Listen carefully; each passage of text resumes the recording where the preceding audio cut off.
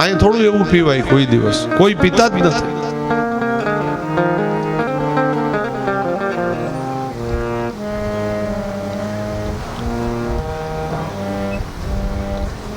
બે હાથ જોડીને વિનંતી કરવી છે મારે આપણા સમાજને,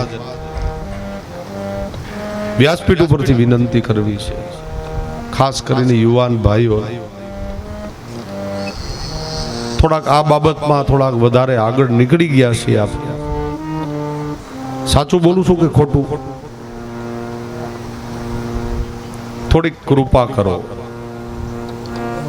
થોડીક દયા કરો આપણા પૂર્વજો ઉપર, થોડીક સમજદારીને કેળવો સાહેબ. આપણે કોણ છીએ એટલું તો સમજો. આમાં તો કોઈ એવું નથી, પણ બીજા તમારા મિત્રો, સાથીદારો, કોઈ સ્નેહી સંબંધીઓ હોય તો એને સમજાવો. થોડુંક બહુ વધી ગયું છે, બધાય સમાચાર મને મળે રાખે છે. તમારા રોટલા ખાઈ છે ને એટલે આમાં દાજે છે થોડુંક અમને. તમારા રોટલા ખાઈ છે, અમે નમક હલાલ ન થઈ શકીએ. નમક હરામ નથી થતું. એટલે વ્યાસપીઠ ઉપરથી પ્રભુ સન્મુખ બિરાજીને તમને બધાને વિનંતી કરું છું, આમાંથી આપણા યુવા ધનને પાછું વાળો સાહેબ. જરૂર છે કે નથી? પછી મોડું થઈ જશે ને, પછી બહુ નકામું થઈ જશે. આમાંથી પાછા વળી જાય. અઘરું છે, હું બોલું એ બહુ અઘરું છે ને કડવું છે, પણ સમય વયો જશે પછી કાંઈ આપણા હાથમાં નહીં રહે સાહેબ. આપણે કોના દીકરા, આપણે કોના સંતાનો છીએ. સરદાર વલ્લભભાઈને આપણે યાદ કરવા પડે સાહેબ. એના નામના આપણે સ્ટેચ્યુ બનાવીએ, એના અનાવરણ કરીએ, એને ફૂલના હાર પહેરાવીએ, એ આપણા મોભી છે. અને એની પાછળ આવી અરાજકતા હાલે. બધા સમજે છે, સમજદાર છે, અજ્ઞાની નથી પાછા, બધા સમજદાર છે. અને છતાંય પાછા આપણે ત્યાં જઈને બેસીએ છીએ એ જરાય લાયક નથી. આપણે કોના દીકરા, કોના સંતાન છીએ એટલું આપણે યાદ કરવું જોઈએ સાહેબ. એટલે બે હાથ જોડીને વિનંતી કરી શકું, બીજું તો હું કહું. આપ બધા સમજદાર જ છો. બને એટલું ધીરે ધીરે એમાંથી નીકળી જઈએ અને આપણા સમાજનું નામ ક્યાં સુધી પહોંચ્યું છે, તમારું નામ તમને શું ખબર હોય? પાર્લામેન્ટમાં તમારા નામ પેલા બોલાય છે સાહેબ. આપણી વસ્તી કેટલી, આપણું નામ કેવડું મોટું, તમારો સમાજ કેટલો ઉજળિયા, કેટલો સુંદર સમાજ. અને પાછા આપણે ત્યાં જઈને બેસીએ એ જરાય આપણી લાયકાત નથી સાહેબ. થોડુંક કડવું લાગે તો મને માફ કરજો, પણ મને હૃદયમાં એમ થયું કે આ કંઈક કેવું છે મારે, એટલે કહું છું. સારું લાગે તો ભલે, અને ન લાગે તો મને માફ કરજો, પણ આમાંથી પાછા વળી જાજો સાહેબ. જેટલા આપણા સ્નેહી હોય, મિત્રો હોય, એને સમજાવવાનો પ્રયત્ન કરજો. દિવસ રાત આ જોઈએ છીએ ને, અમારું હૃદય દ્રવિત થાય છે, ઉકળે છે, એટલે બોલું છું. નહીતર મારે બોલવાની કોઈ જરૂર ન હોય આવી બાબત, પણ નથી રહેવાતું એટલે બોલાઈ જાય છે. આમાંથી નીકળી જાજો સાહેબ. ખાવાનું પીવાનું ક્યાં જગતમાં ઓછું છે કે આવું ન પીવાનું પીએ, ન ખાવાના ખાઈએ? આ આપણા જ્ઞાતિને, આપણા સમાજને, આપણા મોભાને જરાય પરવડે એવું નથી. એટલે ક્ષમા કરજો ખોટું લાગે તો, પણ આમાંથી જેટલા બચે એને બચાવી લેજો. ઓઘો સળગી તો ગયો જ છે, સમજાય છે ને? આમાં નીણનો ઓઘો હોય ને ખેતરમાં, હળગી જાય, પછી પાણીની ડોલું ગોતવા ન જવાય. એમાંથી જેટલા પૂરા ખેંચાય ને એટલા ખેંચીને એક બાજુ મૂકી દેવાય. આને વિદ્વાન માણસ કહેવાય. પાણીની બંબા મગાવો ત્યાં તો ઓઘા હળગી ગયા. આટલો પ્રયત્ન સમાજના મોભી, ખાસ વડીલો કરે. હાવ છૂટા દોર દઈ ને એ મોટી ખામી છે. આપણે થોડુંક તમારા પકડમાં રાખો સાહેબ, તો સમાજ વ્યવસ્થિત ચાલશે. આવું મારું માનવું છે. અને બાકી તો પ્રભુને વિનંતી કરું કે એ બધાને સન્મતિ આપે અને બધા પ્રભુના ચરણારવિંદ સુધી પહોંચે, આવી બધી વ્યસનોની બદીઓમાંથી નીકળી જાય, આપણો સમાજ સુંદર બને અને સુંદર સમાજનું નિર્માણ થાય, આવી પ્રભુને હું પ્રાર્થના કરું છું. આનાથી વિશેષ તો શું કહું બીજું? તો અહીંયા વરુણી નામની મદિરા દૈત્યોને આપવામાં આવી. ફરી સમુદ્ર મંથન થયું, સાક્ષાત મહાલક્ષ્મી પ્રગટ થયા. હવે લક્ષ્મીને વરવા તો કોણ રાજી ન હોય? બધા કહે લક્ષ્મીજી અમને આપો, પણ હવે લક્ષ્મીજી તો જેના હોય એને રે ને ભાઈ. એક બાજુ દૈત્યો દેવતાઓની લાઈન કરી લક્ષ્મીજીને હાથમાં માલા આપી કે તમને જે મૂર્તિઓ ગમે ને એને પહેરાવી દે. નિર્ણય આ સાચો.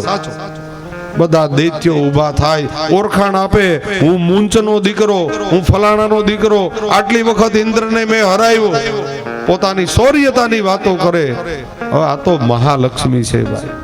મહાલક્ષ્મી કે નીચે બેસી જા, મને એવું લાગશે તો પાછી આવીશ, અત્યારે તો બેસી જા. દૈત્યો બધા પૂરા થયા અને દેવતાઓની લાઈન શરૂ થઈ. દેવતાઓને પણ બધાની ઈચ્છા હતી કે લક્ષ્મીજી આપણને વરે, પણ લક્ષ્મીજી જેના હોય ને એના થાય ભાઈ. અને ભગવાન ચતુર્ભુજ નારાયણ સૌની છેલ્લે બિરાજતા હતા અને એ નીચે મુખ રાખીને બેઠા હતા. એને તો ખબર જ હતી ગાતું વાતું બધું માંડવે આવવાનું છે, આપણે કઈ ચિંતા કરવાની જરૂર નથી, અહીંયા જ આવવાનું. છેલ્લે લક્ષ્મીજી પધાર્યા અને ભગવાનની પાસે આવીને કહે, ભગવાન આમ મારી સામે તો જરાક જુઓ, આટલી બધી શરમ આવે છે તમને? ઊભા થાવ. પ્રભુ ઊભા થયા, મંદ મંદ હાસ્ય કરે અને એ જ વખતે લક્ષ્મી દેવીએ એ માલા હતી ને વરમાલા એ પ્રભુના ગળામાં આરોહિત કરી દેવતાઓ પુષ્પથી વધાવે. બોલીએ લક્ષ્મી નારાયણ ભગવાન. લક્ષ્મી અને નારાયણનું વરણ થયું. ફરી સમુદ્ર મંથન થયું અને હવે એક જ વસ્તુ બાકી હતી ને એ હતું અમૃત. સાક્ષાત ભગવાન ધન્વંતરી હાથમાં અમૃતનો કુંભ લઈ અને સમુદ્ર ઉપર પ્રગટ થયા. બોલીએ ધન્વંતરી ભગવાન કી. આ પણ એક ભગવાનનો અવતાર છે. 24 અવતારમાં ધન્વંતરી પ્રભુ પ્રગટ થયા. હાથમાં અમૃતનો કુંભ હતો, પણ એ અમૃતનો કુંભ દૈત્યોને ખબર પડી ગઈ કે જો આપણે પેલ નહીં કરીએ ને તો દેવતાઓ હમણાં અમૃત લઈને ભાગી જશે અને આપણે ધૂળ ચાટતા રહેશું. દૈત્યોએ ઝપટ બોલાવી નજીક જઈ પ્રભુના હાથમાંથી અમૃતનો કુંભ લઈ અને દૈત્યો માંડ્યા ભાગવા. દેવતાઓમાં હાહાકાર થયો કે આટલી બધી મહેનત કરી, ઝેરના ઘૂંટડા પીધા અને છેલ્લે આ અમૃત તો દૈત્યો લઈ ગયા. ભગવાન નારાયણની પાસે આવ્યા, પ્રભુ આપ કંઈક કરો. ભગવાન કે ચિંતા ન કરો, હમણાં બધું થઈ જશે, તમે મારી માથે છોડી દો, નિરાત રાખો. ભયંકર યુદ્ધ થવા લાગ્યું. દૈત્યો અમૃતનો કુંભ લઈને માંડ્યા ભાગવા. દેવતાઓને એક જ ચિંતા હતી કે આ ભાગતા ભાગતા અમૃત પાન કરી ન લે તો સારું, નહીતર આને મારવા અઘરા થઈ જશે અને સ્વર્ગનું રાજ્ય ક્યારેય નહીં મળે, આપણે એનું દાસ બનીને રહેવું પડશે. અને એ જ વખતે પ્રભુએ વિચાર કર્યો અને પ્રભુ સ્ત્રીનો વેશ ધારણ કર્યો. પ્રભુએ મોહિની રૂપ લીધું. હવે 14 બ્રહ્માંડનો અધિપતિ મોહિની રૂપ ધારણ કરે ત્યારે કેવો લાગે એ તો વિચાર કરો. ગામડામાં પેલા નાટકો થતા ને, હજી થાય છે બોરવાવમાં, હમણાં જ હતું નાટકનું. એ તો જમનભાઈ પહોંચી ગયા એટલે એ નાટક બંધ રહ્યું, નહીતર હમણાં હતું બોરવાવ. દર વર્ષે નાટક થાય. એમાં જે પુરુષો હોય ને એ સ્ત્રીઓના વેશ લે અને ઈ જ્યારે સ્ટેજ ઉપર આવે ત્યારે કંઈક અલગ જ લાગતા હોય. ઈ જોયા જેવા એટલા સુંદર લાગે. ભગવાન 14 બ્રહ્માંડના અધિપતિ આજે મોહિની રૂપ ધારણ કર્યું. સુંદર કેસરી જે પિતાંબરો પહેર્યા હતા એની સાળી કરી નાખી ભગવાન. સુંદર વેણી વાળમાં પધરાવી, હાથની અંદર ફૂલના ઝુમખાઓ ધારણ કર્યા.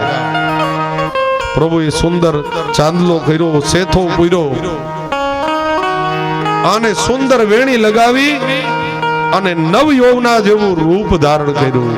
હાથની અંદર સુંદર ફૂલનો દડો અને પ્રભુ રમાડતા રમાડતા આગળ વધે. નેત્રના સુંદર કટાક્ષ એ કરતા જાય. હવે પ્રભુના એક કટાક્ષમાં કામદેવ પણ મોહિત થાય, આવી પ્રભુમાં તાકાત છે. નૈનો મે બદરા છાયે, बिजुली सी चमके हाये, ऐसे में बलम मोहे गरवा लगाए.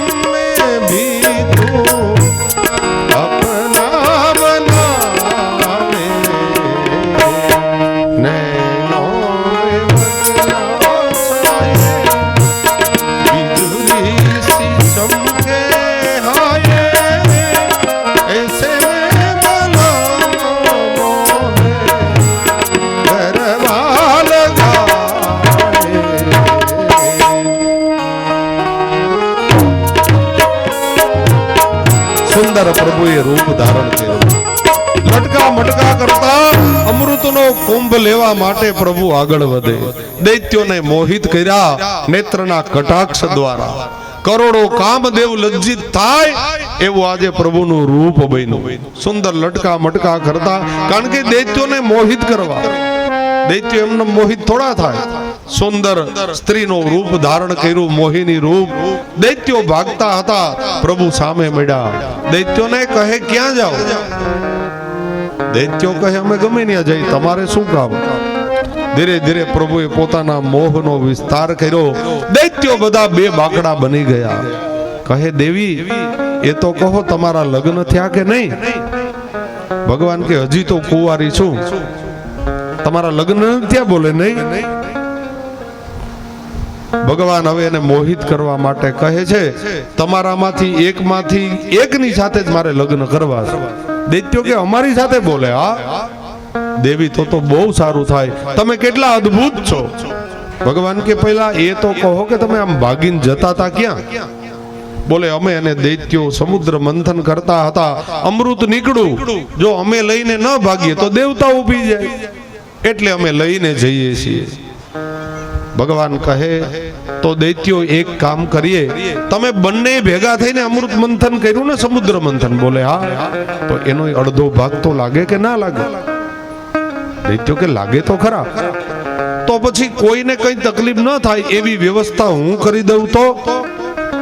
દૈત્યો કે તો કઈ વાંધો નથી, પણ જો પેલા અમને પીવડાવવું પડશે. ભગવાન કે પેલા તમને પીવડાવું. દૈત્યો અને દેવતાઓની બંને તરફ લાઈન કરવામાં આવી અને વચ્ચે પ્રભુ ઉભા રહ્યા. દૈત્યોને કહે દૈત્યો જો એક વાત સાંભળી લ્યો, આ જે અમૃતનો કુંભ છે ને એ સમુદ્રના તળિયે હજારો વર્ષથી પડ્યો હતો. દૈત્યો કે બરાબર. તો એમાં એવું બન્યું છે કે અમૃતનું જે સત્વ હોય, ઘાટો ઘાટો ભાગ, એ નીચે પડ્યો. દૈત્યો કે બરાબર. ઉપર તો આછી આસ છે, આ કઈ છાઈસ હતી ભાઈ? એ ઉપર પાણી પાણી હોય ને નીચે ઘાટું હોય. આ તો અમૃત છે, પણ ભગવાન બધાને મૂર્ખ બનાવે છે. નીચે ઘાટો ઘાટો ભાગ છે, ઉપર આસ છે. જો તમારે આસ પીવી છે કે ઘાટો ભાગ?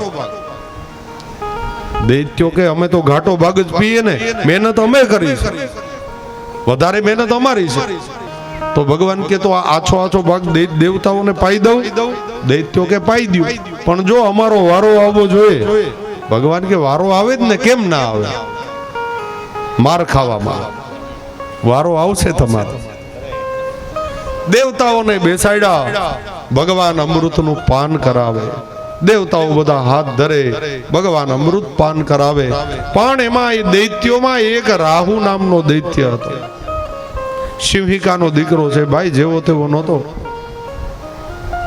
બરાબર દેશની અંદર ઉત્પન્ન થયેલો આ રાહુ, એને ખબર પડી ગઈ કે આ કોઈ મોહિની નથી, આ ભગવાન જ છે નારાયણ, અને આપણને મૂર્ખ બનાવે. હમણાં અમૃત પૂરું થઈ જશે. રાહુ નામનો દૈત્ય સૂર્ય અને ચંદ્રની વચ્ચે આવીને બેસી ગયો.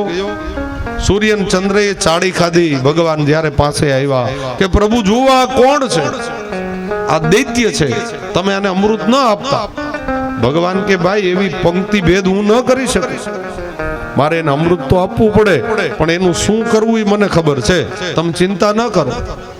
રાહુએ હાથ ધર્યો, પ્રભુ એક બુંદ આપ્યું અમૃતનું, પણ એ એક બુંદ હોઠ સુધી પહોંચી ગયું. ભગવાન જ્યાં ત્વરાથી સુદર્શન ચક્ર ધારણ કરે એ પેલા અમૃતનું બુંદ એના નાભી સુધી પહોંચી ગયું. ભગવાન કે હવે બધું નકામું. એનું મસ્તક કાપ્યું. હવે ઊંટ કાઢવો તો બકરું બેહી ગયું, એના જેવું થયું હતું. એક દૈત્યને મારવો હતો, પણ ભગવાનને બે દૈત્યનો સામનો કરવો પડ્યો. માથું કાપ્યું ને તો મસ્તક ગયું આકાશમાં, એમાંથી કેતુ થયું, અને ધડ હતું ને રાહુ રહ્યું. એટલે એકમાંથી બે દૈત્ય પ્રગટ થયા, અને ઈ ત્યારે જ લોહી પીતા હતા એમ નહીં, હજી આપણું લોહી પીવે છે. આ ગ્રહણો થાય છે ને એ રાહુને કારણે થાય છે. વિજ્ઞાન તો નોખી બાબત બતાવે છે. આ તો આપણા શાસ્ત્રની વાત છે, પુરાણોની વાત છે. અને બ્રાહ્મણો પાસે જન્મ કુંડળી લઈને જાવ એટલે તરત કે રાહુ નડે છે. એ રાહુ હજી નડે જ છે સાહેબ, હજી નડે જ રાખે. સમુદ્ર મંથનની મહાત્મા કથા કહે છે, બધા દૈત્યો સજાગ બન્યા કે દેવતાઓએ આપણને છેતરી લીધા. હાથમાં તલવારો ખેંચાણી અને ઘમાસાણ ભયંકર યુદ્ધ શરૂ થયું. મારો શરૂ થયું. ભયંકર યુદ્ધ થયું. પણ દેવતાઓ કઈ મરે એમ હતા નહીં, બધાએ અમૃત પાન કર્યું હતું. દૈત્યોનો કચર ઘાણ નીકળી ગયો. પણ એના ગુરુ હતા ને એ વિદ્વાન હતા શુક્રાચાર્યજી મહારાજ. મૃત સંજીવની વિદ્યા હતી. એ અમૃતનો છંટકાવ કરી દૈત્યોને બધાને સજીવન કરી દીધા. પણ દૈત્યોને સમજાવ્યા કે અત્યારે ઝઘડો કરવાથી આપણને કાંઈ ફળ નહીં મળે. એ બધી સંપત્તિ સ્વર્ગની દેવતાઓને આપી દો, અને આપણે હવે ઉપવાસ શરૂ કરો. ચાલો બધાય મહેન્દ્રાચલની ગુફામાં. નાણા વગરનો નાણે નાથા લાલ.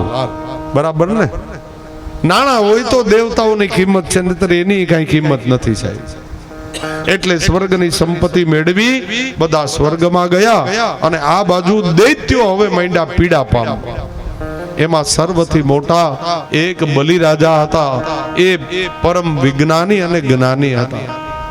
શુક્રાચાર્યજીની પાસે ગયા, ગુરુદેવ, દેવતાઓને આપણે યુદ્ધમાં તો નહીં જીતી શકીએ, પણ વગર યુદ્ધ કરે કોઈ એવી પ્રયુક્તિ હોય તો બતાવો કે જેના દ્વારા આપણે સ્વર્ગનું રાજ્ય હાંસલ કરી શકીએ. શુક્રાચાર્યજીએ વેદ અને શાસ્ત્રો ભણ્યા હતા, એટલે કહ્યું, બલિરાજા, યુદ્ધ કરવાની જરૂર પણ ન પડે અને સ્વર્ગના તમે અધિપતિ બની શકો એવો એક જ માર્ગ છે. કયો માર્ગ? તમે 100 અશ્વમેધ યજ્ઞ કરો ને તો એ 100 અશ્વમેધ યજ્ઞ પૂરા થઈ જાય એટલે તમે ઇન્દ્ર પદના અધિકારી બની જાઓ. તો સ્વર્ગ દેવતાઓને ખાલી કરવું પડે. બલિરાજા કે આ તો સારામાં સારું, તો મારી પાસે સંપત્તિ તો ઘણી છે. બલિરાજાએ ભૃગુ કચ્છની અંદર, ભૃગુ કચ્છ એટલે આજનું ભરૂચ સિટી, એને ભૃગુ કચ્છ કીધું છે ભાગવતજી. એ નર્મદાનો આખો કિનારો, વડોદરાથી 65 કિલોમીટર થાય, ચાણોદ ગામ, જ્યાં નર્મદા મુખ્ય એ વહેણ છે, જ્યાં પિતૃઓના તર્પણ થાય, જ્યાં કુબેર ભંડારીનું મંદિર છે, ત્યાં જઈને સ્નાન કરવાથી કાલ સર્પ આદિ દોષમાંથી નિવૃત્તિ થાય છે. એટલું નર્મદાનું ત્યાં મહત્વ છે. બલિરાજાએ એક ક્ષેત્રમાં 100 અશ્વમેધ યજ્ઞ કર્યા. 100મો અશ્વમેધ યજ્ઞ જ્યારે ચાલતો હતો, દેવતાઓની માતા હતા અદિતિ, કશ્યપ મહારાજના પત્ની. એને મનમાં થયું, જો બલિરાજા 100 અશ્વમેધ યજ્ઞ પૂરા કરી લે તો મારા દીકરાઓને ફરી મહેન્દ્રાચલની ગુફામાં જઈને તપ કરવું પડશે, સ્વર્ગ ખાલી કરવું પડશે. એવું ન થાય એટલા માટે હવે ભગવાન ખુદ પ્રગટ થાય તો બલિરાજાના યજ્ઞનો વિધ્વંસ કરે. એટલે અદિતિ માતાએ પયોવ્રતનો પ્રારંભ કર્યો. પયોવ્રત એટલે એ વૈશાખ મહિનાથી શરૂ થતું વ્રત છે. કેટલા બધા વ્રતો છે, પણ હવે તો એ વ્રત જીવ્રત બંધ થઈ ગયા છે લગભગ. આ બાજુ તો હશે તમારા ગામડાઓમાં, અમારા સિટીમાં તો બધા બેનો રીએ ખરા, પણ જાગરણ કોઈ ના કરે. 12 વાગે એટલે હુઈ જાય. પેલા તો જીવ્રતનું જે આવતું જાગરણ, એ વ્રત જીવ્રતનું, એ તો કેટલા કલાકનું હોય? 48 કલાક, 36 કલાક. હવે કોઈ જાગી શકતા નથી, એટલે વ્રતો ધીરે ધીરે બંધ થવા માંડ્યા. પણ અહીંયા ભાગવતજીમાં શ્રી સુખદેવજી મહારાજ બતાવે છે, જેને ઉત્તમ સંતાન જોતા હોય એને પયોવ્રત કરવું. પયોવ્રત છે, ચાંદ્રાયણ વ્રત છે, આવા તો કેટલી પ્રકારના વ્રતો બતાવ્યા. એમાં પયોવ્રત એને કરવું જેને ભગવાન જેવા દીકરા જોતા હોય, સંસ્કારી દીકરા જોતા હોય, તો ગર્ભાધાન અવસ્થા વખતે એને પયોવ્રત કરવું. અહીંયા અદિતિ માતા પયોવ્રતનો પ્રારંભ કરે છે અને પ્રભુ હવે પધારવાની તૈયારી કરે છે. વામન ભગવાન, વામન અવતાર થવાનો. અને ત્યાર પછી મર્યાદા પુરુષોત્તમ રામ પ્રભુને પ્રગટ કરીને આપણે કથાને વિરામ આપવાની છે. અહીંયા વામનજી હવે પ્રગટ થવાના. સુંદર માતાનું તેજ વધવા લાગ્યું. ભાદરવા મહિનાની શરૂઆત થઈ. ધીરે ધીરે ધીરે દિવસો વ્યતીત થાય. અદિતિ માતાનું તેજ વધી ગયું. આકાશ મંડળમાં દેવતાઓ આવી ગયા. ભાદરવા સુદ દ્વાદશીનો જ્યારે દિવસ આવ્યો, એ વખતે હવે પ્રભુ પ્રગટ થવાના. અપ્સરાઓ નૃત્ય કરે, દેવતાઓ ગંધર્વો ગાન ગાય, ચારણ ભાટ બંદીજનો બિરદાવલીઓ બોલે. સુંદર સુંદર એ સુખનો થવા લાગ્યા. અદિતિ માતાના હૃદયમાં આનંદ વધવા લાગ્યો.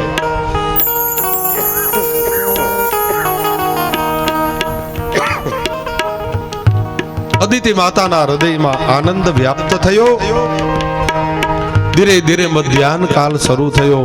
બરાબર બપોરના 12 વાગ્યા અને અદિતિ માતાના કક્ષની અંદર એક દિવ્ય પ્રકાશ પથરાયો. દેવતાઓ પુષ્પતિ વધાવે. વામન પ્રભુ પ્રગટ થયા. બોલીએ વામન નારાયણ ભગવાન. પણ વામન ભગવાન જંગલમાં પ્રગટ થયા છે, વનમાં. એટલે કોઈ લોકોને ખબર નથી, એટલે એનો કોઈ મોટો ઉત્સવ નથી ઉજવાતો. માત્ર માતા પિતાને ખબર છે. અદિતિ માતા અને કશ્યપ મહારાજે એની આરતી ઉતારી, પૂજા કરી, વંદન કર્યા. ધન્ય પ્રભુ, તમે અમારા માટે પ્રગટ થયા. 5 વર્ષના સીધા જ અહીંયા વામન ભગવાનને બતાવવામાં આવ્યા. વામન પ્રભુ પ્રગટ થયા. તમ બટુક વામન તમ પ્રતિપાલાય. હે પ્રભુ, આપ અમારા માટે પ્રગટ થયા છો. તમે દેવતાઓનું કાર્ય સિદ્ધ કરવા માટે પ્રગટ થયા. ધન્ય પ્રભુ, અમે તમને દંડવત કરીએ, વંદન કર્યા. 5 વર્ષના સીધા પ્રભુ બન્યા. 5 વર્ષના છે પ્રભુ, પણ એટલા સુંદર છે જાણે કરોડો સૂર્ય ઉદિત થયા હોય. આટલા સુંદર છે વામન ભગવાન. અને દેવતાઓ ને મળવા માટે, બલિરાજાના યજ્ઞમાં જવા માટે હવે વામન ભગવાન તૈયારી કરે. હે વિષ્ણુ વામન બની ચાલ્યા રે. આ વિષ્ણુ વામન બની ચાલ્યા રે. વિષ્ણુ વામન બની ચાલ્યા રે. હે વિષ્ણુ વામન બની ચાલ્યા રે. મટાડવા દૂજો ઇન્દ્ર મારા વાલા. મટાડવા બેજો ઇન્દ્ર મારા વાલા. હણવા બલીનો અભિમાન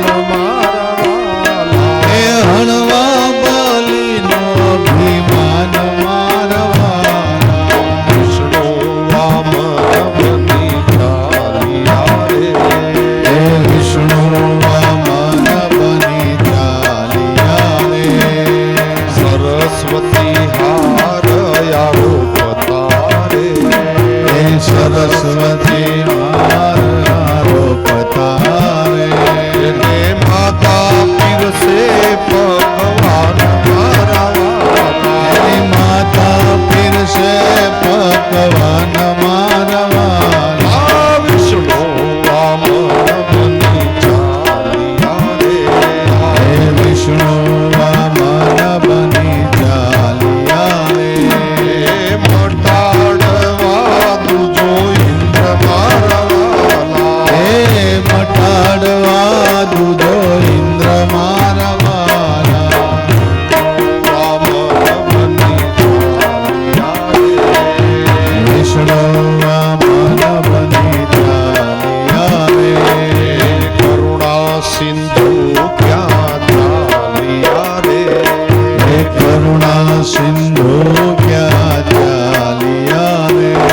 એ હણવા બલીનો અભિમાન મારા વાલા. હે હણવા બલીનું અભિમાન મારા વાલા. આ વિષ્ણુ વામન બની ચાલ્યા રે.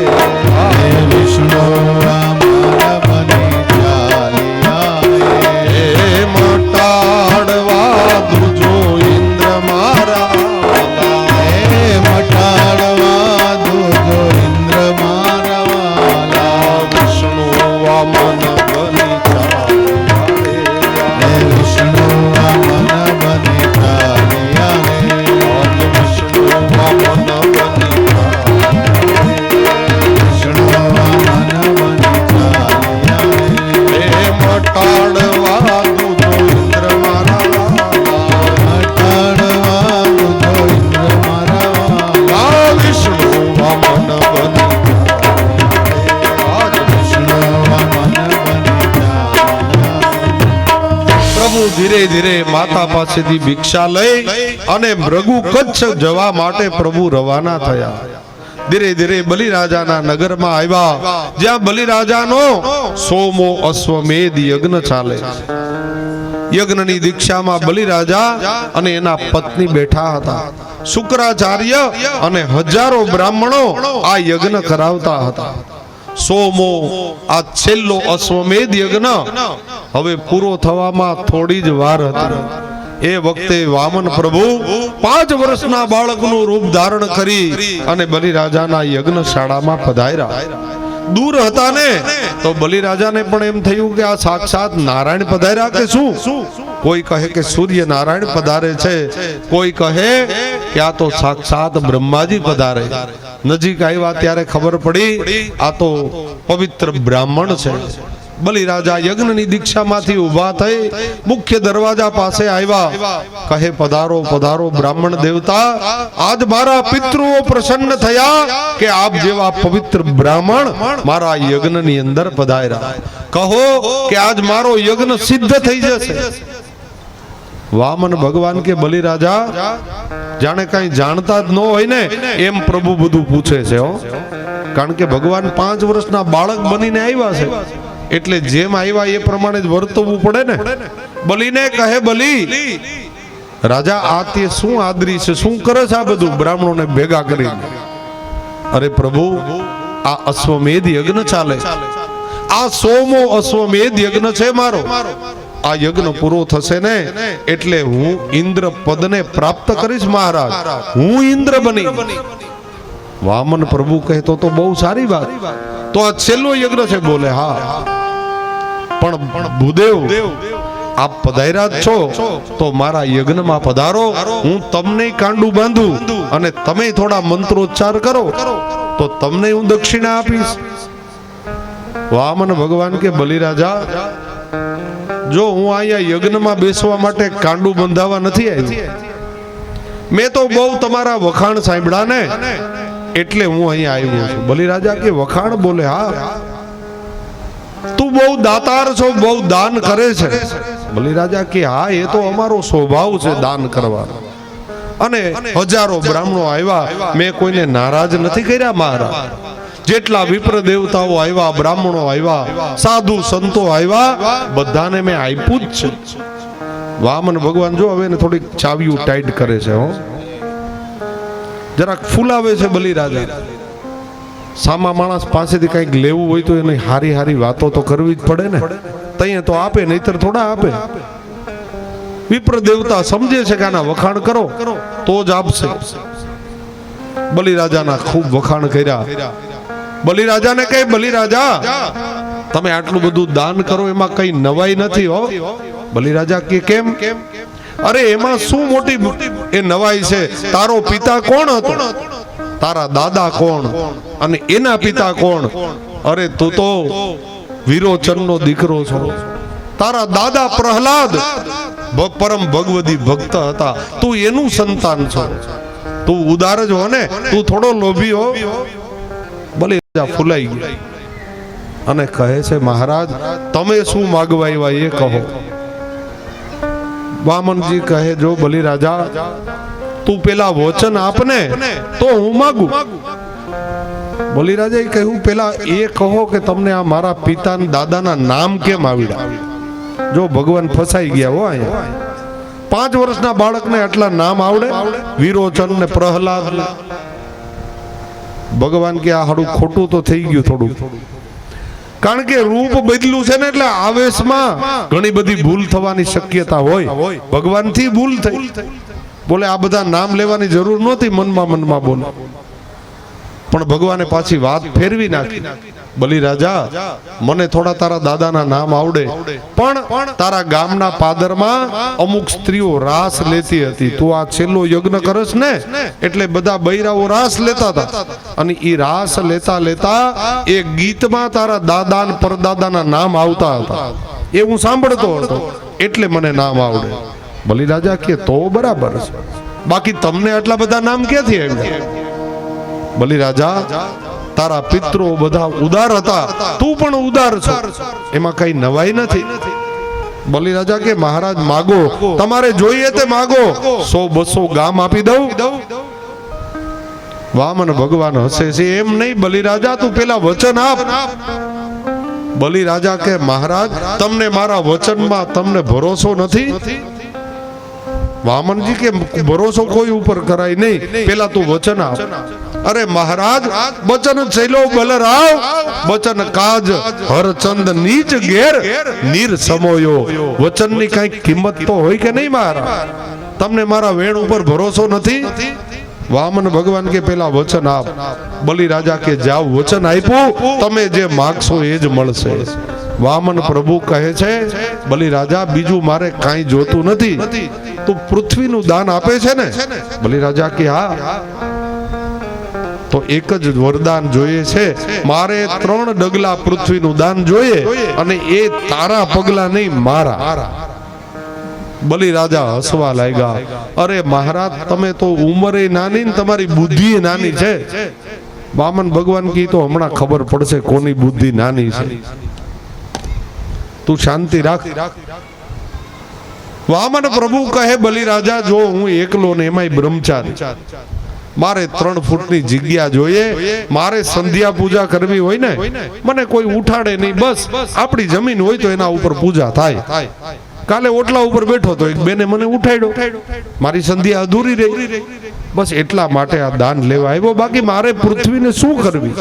અરે મહારાજ કઈક 25-50 ગામ તો માગો તો મને દેવાનો આનંદ આવે. વામન ભગવાન કે જો તે મને વચન આપ્યું છે કે હું માગું ઈ તારે દેવા, મારા 3 ડગલા ભરેલી પૃથ્વી મને આપ. બલિરાજા કે ભલે, આપી. વામન ભગવાન કે એમ આપી એમ નો ચાલે, અમે બ્રાહ્મણ છીએ. બ્રાહ્મણ સંકલ્પ વગરનું દાન કોઈ દિવસ સ્વીકારે નહીં. તારે સંકલ્પ કરવો પડે. આટલી વાતો હાલતી હતી, એમાં શુક્રાચાર્યજી એના ગુરુ ત્યાં પધાર્યા. એને શંકા પડી કે આ શું વાર્તાલાપ ચાલે છે. બલિરાજાને કહ્યું, બલિ આ કોણ છે? બોલે બ્રાહ્મણ દેવતા છે અને પૃથ્વીનું દાન લેવા માટે પધાર્યા. શુક્રાચાર્યજી તો વિદ્વાન હતા. બલિરાજાને કહ્યું, બલિ તે એને વચન આપ્યું નથી ને? બલિરાજા કે વચન તો આપી દીધું મહારાજ, એક કામ કર બલિ, ફરી જા. અરે બલિરાજા કહે, મહારાજ વચનની કઈ કિંમત હોય ને, મારો પ્રાણ જાય પણ વચન નહીં જાય. મેં વચન આપી દીધું. બચન ચૈલો બલરાવ, બચન કાજ નીચ ઘેર હરચંદ નીર સમોયો. હરિશ્ચંદ્રને વચન આપ્યું હતું ને, કાશીમાં જઈને વેચાવવું પડ્યું સાહેબ, એ વચનની કિંમત હતી.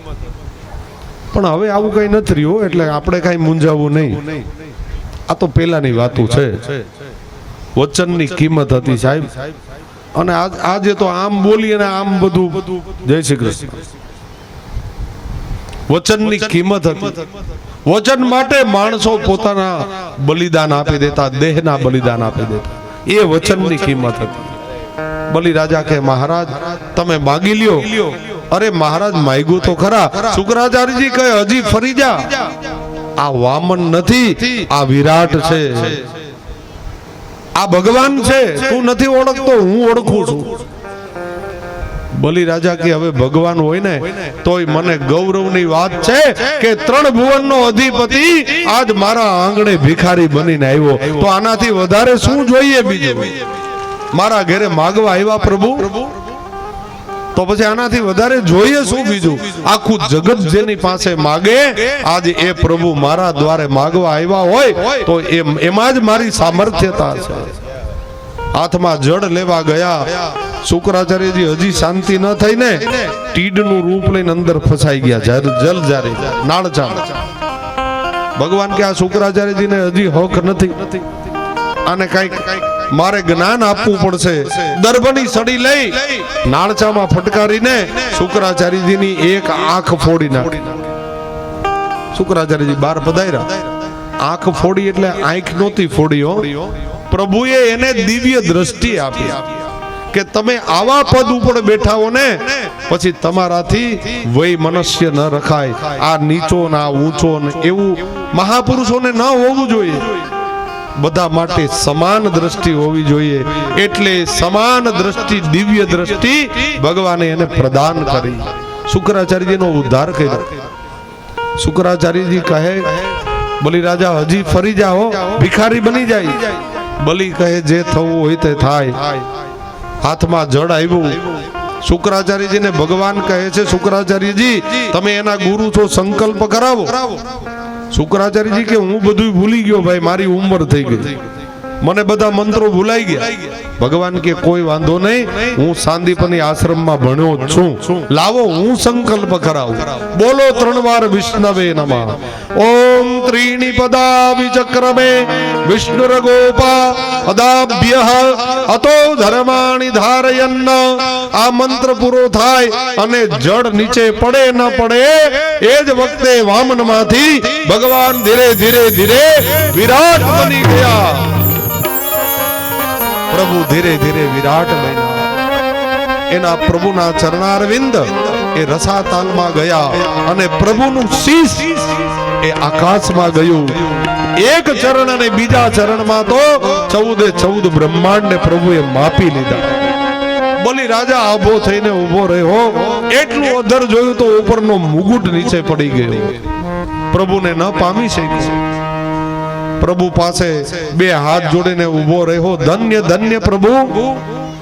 પ્રભુ કહે બલિ તારા 2 ડગલામાં બધું મપાઈ ગયું. તને અભિમાન હતું ને, તારા અભિમાનને શીર્ણ વિશીર્ણ કરી દીધું.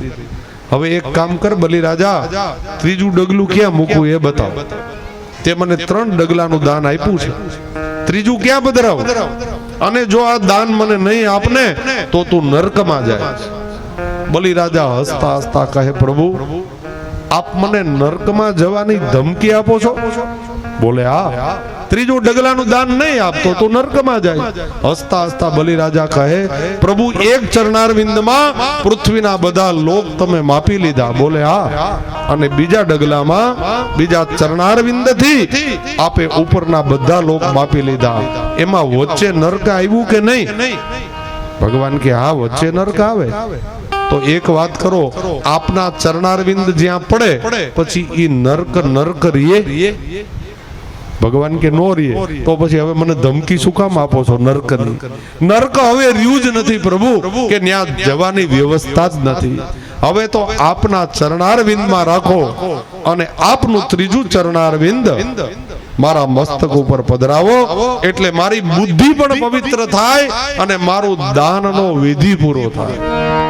પ્રભુ કહે ધન્ય બલિરાજા, ત્રીજું ચરણારવિંદ, ત્રીજું ડગલું બલિના મસ્તક ઉપર પધરાવી દાનનો સ્વીકાર કરી અને હવે મૂળ રૂપે પ્રભુ પ્રગટ થયા અને કહે ધન્ય બલિ ધન્ય, હવે માગ, તારે જે જોઈએ તે હું તને આપું, માગી લે. વિરાટ વિભૂતિના દર્શન ત્રણ જ વ્યક્તિને થયા છે આ જગતમાં. વિરાટ વિભૂતિના દર્શન ત્રણ જ વ્યક્તિને થયા આ જગતમાં. મહાભારતના યુદ્ધ વખતે અર્જુનને થયા. શ્રીમદ ગોકુલમાં પ્રભુ પુષ્ટિ પ્રભુ બિરાજતા હતા બાલકૃષ્ણલાલ, એ વખતે મુખની અંદર માં યશોદાને વિરાટ વિભૂતિનું દર્શન કરાયું. અને ત્રીજા આ બલિરાજા. આ ત્રણને જ કેમ થયું દર્શન, ચોથું કેમ કોઈ નથી? આ ત્રણને જ દર્શન થયા વિરાટ વિભૂતિના. એનો અર્થ એ થાય જે પોતાનું સર્વસ્વ પ્રભુને અર્પણ કરી દે ને એને જ પ્રભુ વિરાટ વિભૂતિનું દર્શન કરે. અર્જુને બધું આપી દીધું હતું. દદામી બુદ્ધિ યોગમ, હે પ્રભુ હું સર્વસ્વ બધા સ્વરૂપે હું તમારો છું. હવે મારું કલ્યાણ કરવું કે અકલ્યાણ એ તમારે વિચારવાનું. ભીષ્મ દાદાએ પ્રતિજ્ઞા કરી કે આવતીકાલ સાંજ સુધીમાં હું અર્જુનને મારી નાખીશ. દ્વારિકાધીશ જાગતા હતા રાત્રે 12 વાગે અને અર્જુન ઘસઘસાટ ઊંઘી ગયો. ભગવાને કીધું અરે ભાઈ સહદેવ નકુલ આ અર્જુન ક્યાં છે? બોલે એ તો એની છાવણીમાં ઘસઘસાટ ઊંઘે છે. અરે ઊંઘે છે? બોલે હા. પ્રભુ દોડતા દોડતા અર્જુનની છાવણીમાં આવ્યા. અર્જુનને જગાડ્યો. અર્જુન આવતીકાલ સાંજ સુધીમાં ભીષ્મ દાદા તને મારી નાખશે. ભીષ્મ પ્રતિજ્ઞા થઈ ગઈ છે. જગત આખું જાણતું હતું ભીષ્મ પ્રતિજ્ઞા કરે નહીં અને કરે તો એ પૂરી જ થાય. એટલે અર્જુન તને કાલ સાંજ સુધીમાં મારી નાખશે. લોકો બધા જાગે છે ને તું ઊંઘે છે? હું ખુદ જાગું છું અર્જુન, અને તને આટલી ઊંઘ આવી? અર્જુન કે પ્રભુ એટલે જ ઊંઘી ગયો છું. આપ જાગો છો ને? દ્વારિકાનો નાથ જાગતો હોય પછી અર્જુનને કોઈ દી ઊંઘ ના આવે એવું બને? પ્રભુ મારો બધો રથના સારથી તમે છો. તમે છો મારા જીવન રથના સારથી. પ્રભુ સર્વસ્વ મેં તમને સોંપી દીધું. અબ સોંપ દિયા ઇસ जीवन का सब भार तुम्हारे हाथों में. अब सौंप दिया इस जीवन का सब भार तुम्हारे हाथों में. अब सौंप दिया इस जीवन का सब भार तुम्हारे हाथों में. अब सौंप दिया इस जीवन का सब भार तुम्हारे हाथों में.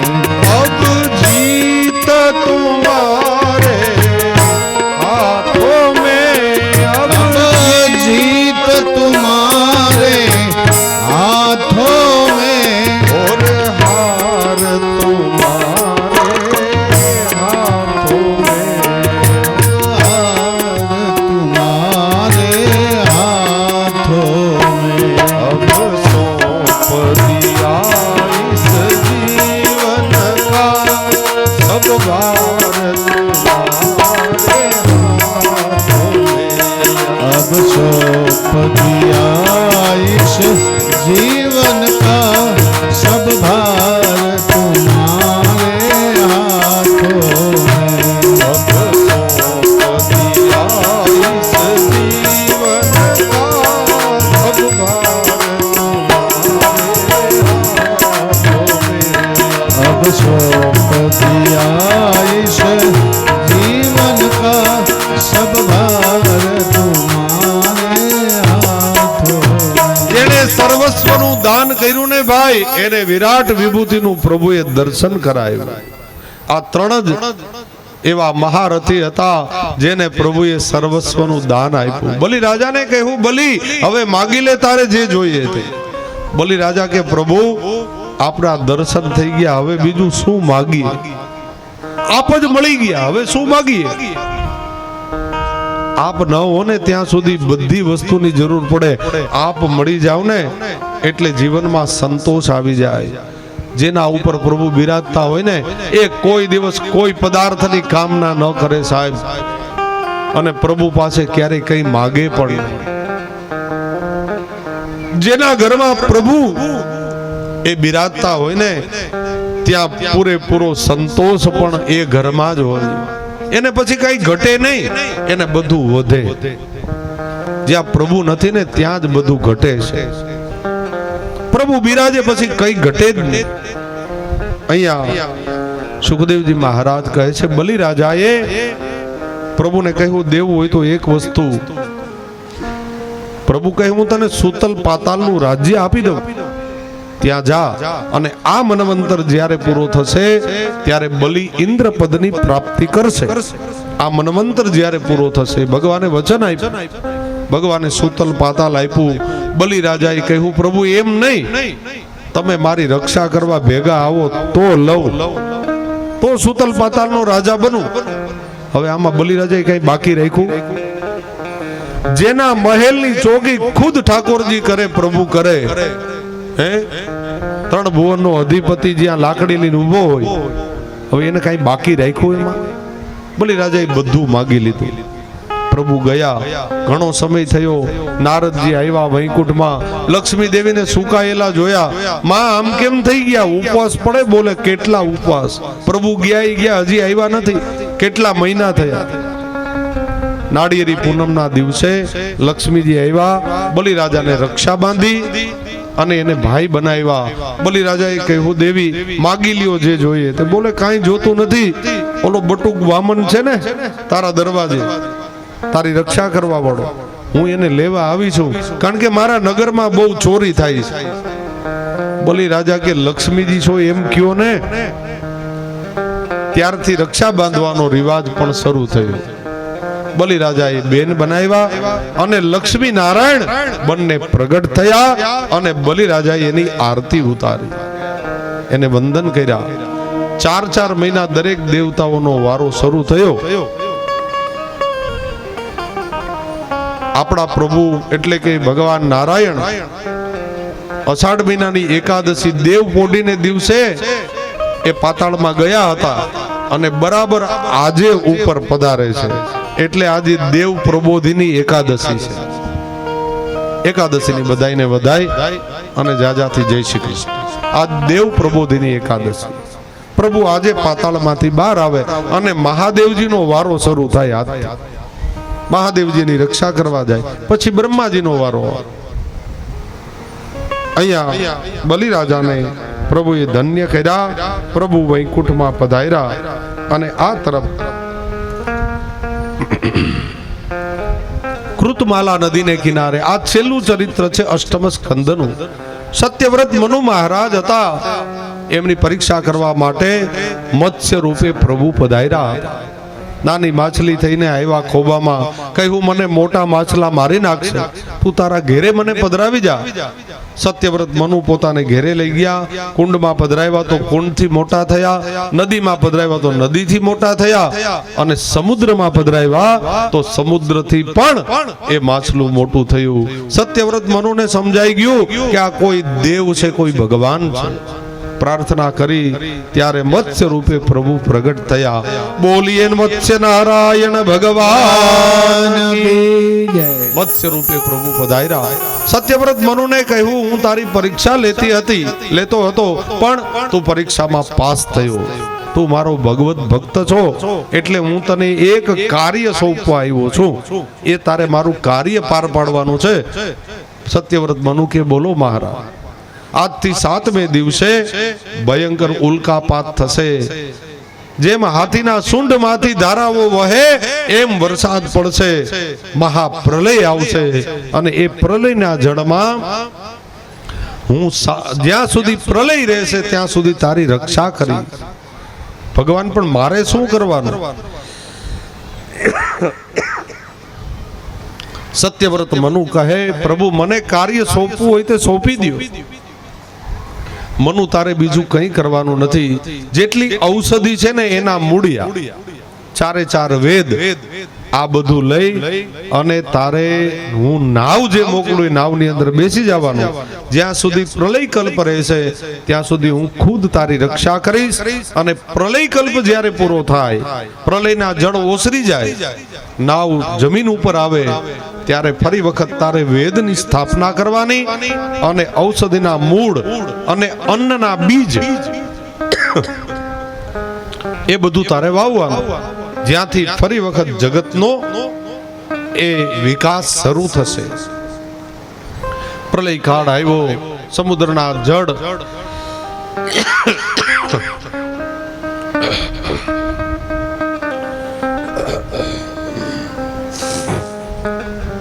સમુદ્રના જળ વધવા લાગ્યા. આખી પૃથ્વીમાં હાહાકાર થયો. નાવ આવ્યું, બીજ અને ઔષધિઓના મૂળ વેદ લઈ સત્યવ્રત મનુ મહારાજ નાવમાં બેઠા. પ્રલય જ્યાં સુધી ચાલ્યો, મત્સ્ય પ્રભુએ એની રક્ષા કરી. પ્રલય કાળ જ્યારે પૂરો થયો, નાવ જ્યારે પૃથ્વી ઉપર આવ્યું, ફરી ઔષધિઓના એ મૂળ વાવ્યા, જેમાંથી ફરી ઔષધિઓ એ ઉગવા લાગી. બધા બીજ વાવ્યા, જેમાંથી ધન ધાન્યથી આ પૃથ્વી સમૃદ્ધ બની અને વેદની સ્થાપના કરી. જે વેદ અત્યાર સુધી આ ભાગવત રૂપે પણ અહીંયા બિરાજે છે, એ સત્યવ્રત મનુએ કરેલું કર્મ છે. એટલે આખી પૃથ્વી આપણે એના ઋણી છીએ. એ સત્યવ્રત મનુને પ્રભુએ વરદાન આપ્યું અને પોતાનો સાલોક્ય મુક્તિ આપી. મુક્તિ ચાર પ્રકારની છે: સાલોક્ય, સામીપ્ય, સારૂપ્ય અને સાયુજ્ય. આ ચાર પ્રકારની મુક્તિ, એમાંથી સાલોક્ય મુક્તિનું દાન પ્રભુએ મનુ મહારાજને આપ્યું. આ કથા કહી અને છેલ્લે સત્યવ્રત મનુની વાત સમાપ્ત કરી સુખદેવજી મહારાજ અહીંયા અષ્ટમ સ્કંદને વિરામ આપી અને પ્રભુ હવે નવમ સ્કંદ જે છે ઈશાનું કથામાં પ્રવેશ કરે છે. અને આ જ વંશમાં બસ હવે 5 મિનિટમાં આપણે પ્રભુ મર્યાદા પુરુષોત્તમ રામ પ્રભુને પધરાવવા છે. 5 મિનિટ બધા શાંતિ રાખજો. 5 થી 7 મિનિટમાં પ્રભુ પ્રગટ થશે, પછી કથાને વિરામ આપીએ. અહીંથી નવમ સ્કંદમાં ઈશાનું કથા એટલે સૂર્યવંશના પ્રતાપી રાજાઓની અહીંયા કથા આપવામાં આવી. જે વંશમાં સાક્ષાત ભગવાન રામચંદ્રજી એ પણ પુષ્ટિ અવતાર છે ભાઈ.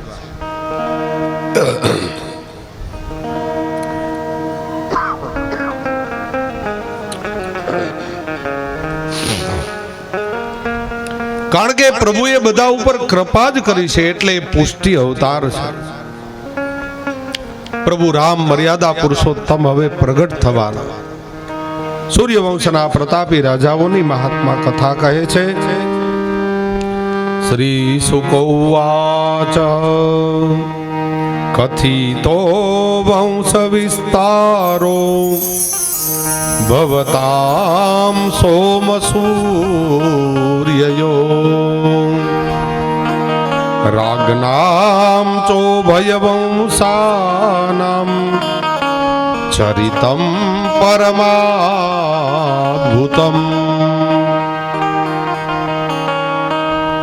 પ્રભુના દિવ્ય ચરિત્રો ઈશાનું કથા, જેમાં પ્રભુ રામ પ્રગટ થવાના. સૂર્યવંશની અંદર પ્રથમ તો સન્યા વિવસ્વાન રાજા થયા. મૂળ તો સૂર્યથી જ આ વંશ શરૂ થયો, એટલે સૂર્યવંશ કહેવાય. પ્રથમ તો સૂર્ય, પછી એમાં સત્યા વિવસ્વાન રાજા થયા. એને વૈવસ્વત મનુ નામે પુત્ર થયા. એના 10 દીકરાઓ થયા. એ બધા ઇક્ષ્વાકુ વંશજો કહેવાય. ત્યાંથી ઇક્ષ્વાકુ વંશની શરૂઆત થઈ. ઇક્ષ્વાકુ વંશજ 10 પુત્રો થયા. એમાં નભગ રાજા થયા અને આગળ જતા એને પુત્રેષ્ઠી યજ્ઞ કર્યા હતા અને એમાં સુદ્યુમ્ન નામે રાજા થયા. આગળ જતા એ જ વંશની અંદર સુદ્યુમ્ન એક વખતે ઇલાવ્રત વનમાં ગયા હતા, જ્યાં પાર્વતીનો શ્રાપ હતો કે આ વનમાં કોઈ આવે તો એ પુરુષ હોય તો સ્ત્રી બને અને ઘોડો હોય તો ઘોડી બને. આ ઇલાવ્રત વનમાં પ્રવેશ કર્યો એટલે આ સુદ્યુમ્ન પણ સ્ત્રી બની ગયો. ભગવાન શિવની આરાધના કરી પછી તો નિર્ણય થયો કે હવે આ 6 મહિના પુરુષ રહેશે ને 6 મહિના સ્ત્રી રહેશે. આ ઇલાવ્રત વનનું મહત્વ હતું. એ વંશની અંદર આગળ જતા ઘણા પુત્ર થયા, પણ એમાં 8મો દીકરો એ પ્રસગ્ર રાજા થયો.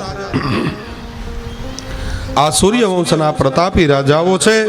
મનુના વંશમાં ચોથા પુત્ર એ 3 વર્ષા થયા અને એના વંશની અંદર સરિયાતી રાજા થયા. સરિયાતી રાજાની એક દીકરી હતી સુકન્યા. વનની અંદર વિહાર કરવા ગયા હતા. રાફડામાં કંઈક બત્તીઓ જોઈ અને સૂળ ભૂકાવી એમાં ચ્યવન ઋષિ તપ કરતા હતા. એની બંને આંખ ફોડી નાખી. રાજાએ નક્કી કર્યું જેને અપરાધ કર્યો હોય એને જેની સજા ભોગવવી પડે. એ વખતે તો સત્યવાદી રાજાઓ હતા. મારી દીકરી અપરાધ કર્યો ચ્યવન ઋષિનો. હવે ચ્યવન તો એ વખતે 150 વર્ષના હતા ભાઈ, અને સુકન્યા દીકરી 18 વર્ષની. પણ રાજાનો નિયમ હતો જે અપરાધ કરે એ ભોગવે. ચ્યવન કહે હું વૃદ્ધ અને હું આટલો દિનહીન છું, હવે મારી આંખે ફૂટી, હવે મારી સેવા કોણ કરે? રાજા કે જેણે અપરાધ કર્યો એ સેવા કરે. મારી દીકરી સુકન્યા તમારી સેવા માટે હું તમારી સાથે એના લગ્ન કરાવું છું. આ નિર્ણય હતો રાજાઓ. પેલી રાજકન્યા આ વૃદ્ધ ઋષિ એની સાથે સુકન્યાના લગ્ન થયા. સુકન્યાએ કઈ બોલી નથી, જેવા મારા ભાગ્ય. એના આશ્રમની અંદર જઈને રહ્યા. એક વખતે અશ્વિની કુમારો આવ્યા. અશ્વિની કુમારો એટલે દેવતાઓના ડોક્ટર, દેવતાઓના વૈદ્ય. 2 અશ્વિની કુમારો ચ્યવન ઋષિની પાસે આવ્યા. ચ્યવનને કહ્યું મહારાજ આટલા યજ્ઞો થાય છે પણ એમાં અમને આહુતિ મળતી નથી, અને એ અધિકાર દેવાનો અધિકાર તમારી પાસે છે.